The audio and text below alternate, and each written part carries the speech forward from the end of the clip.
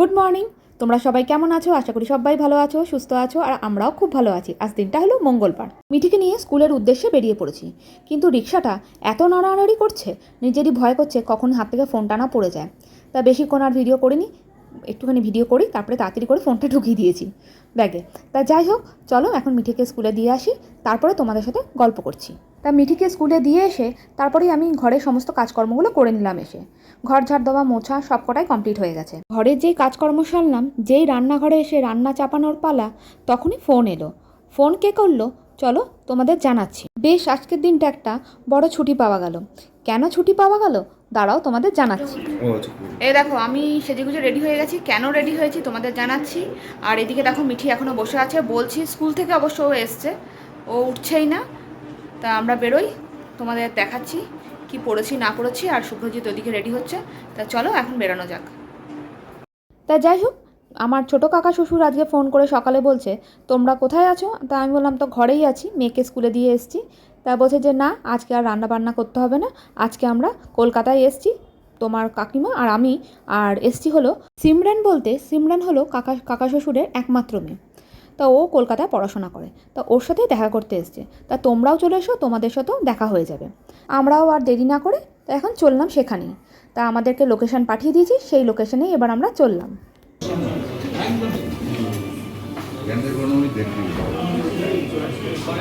এটা আমাদের এক ভাগ্য। রান্না কি সব একই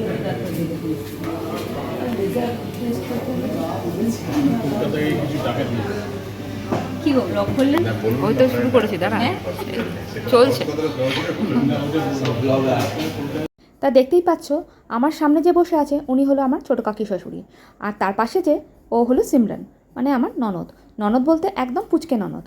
আর তার পাশেই যে সে হলো আমার কাকা শ্বশুর। এই দিকটা বসছি আমরা, আর কাকার ছোটোবেলার কয়েকটা বন্ধু এসছেন, তাদেরকেও একটু নিয়ে নিলাম। তা যাই হোক, এটা হলো আউট রেস্টুরেন্ট। তা এখানে বিরিয়ানির ভ্যারাইটি অনেক আছে, খেতে অসাধারণ লাগলো মাটন বিরিয়ানিগুলো। তা যাই হোক, খুব ভাল লাগলো, খুব মজা করলাম। আউটে এসে প্রেম করলাম, ওদের একটা দাঁড়া সবাইকে নিয়ে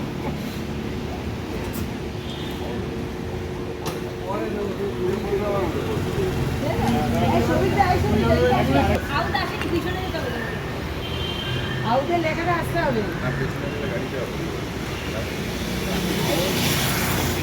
এই দিশা, আমাদের একটা তুলে দিন তো।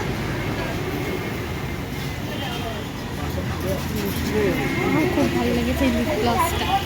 এটা তুমি কে দিয়েছে লিপ গ্লসটা? কোনটা লিপ গ্লসগুলো?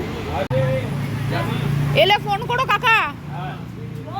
তোমার YouTube family, bye bye. Thank you, thank you.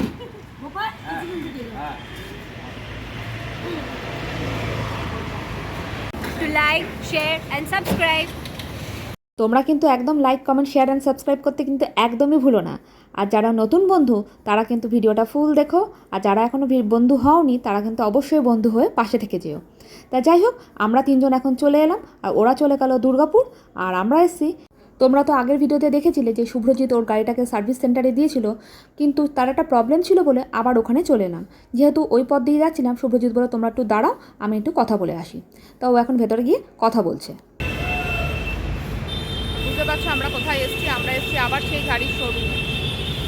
Subhrajit ভেতরে গেছে, আর আমি আর মিঠি এখানে দাঁড়িয়ে আছি। খুব সুন্দর হাওয়া দিচ্ছে, তাই না বল? চান করতে ইচ্ছে করে এটার মধ্যে করে নাও, তুইও করতে পারিস। তোর দরকার আছে বেশি আমার থেকে, ওখানে চানটা করে নে তুই, যা। এই দেখো, মিঠি এখানে শুয়ে শুয়ে এখন মজা নিচ্ছে টিভির। তো যাই হোক, ও এদিকে শুয়ে থাকুক, আর চলো তাহলে আমি আমার ভিডিওটা তাহলে শেষ করি এখানে। তা যাই হোক, চলে এলাম তোমাদের সামনে আবার ঘুরে এসে। আর এখন আমি ডাল করলাম, আলু ভাজা করলাম, বেগুন ভাজা করলাম, আর ভাত করলাম। তা এখানেই ভিডিওটা শেষ করছি। আজকে আনএক্সপেক্টেড একটা আনন্দ করলাম, বেশ ভালো লাগলো। আর এই দেখো, মিঠি টিচার পড়িয়ে গেছে, আর মিঠি কী অবস্থা করে রেখেছে খাটে। আমি এখন খাটটা গোছাবো।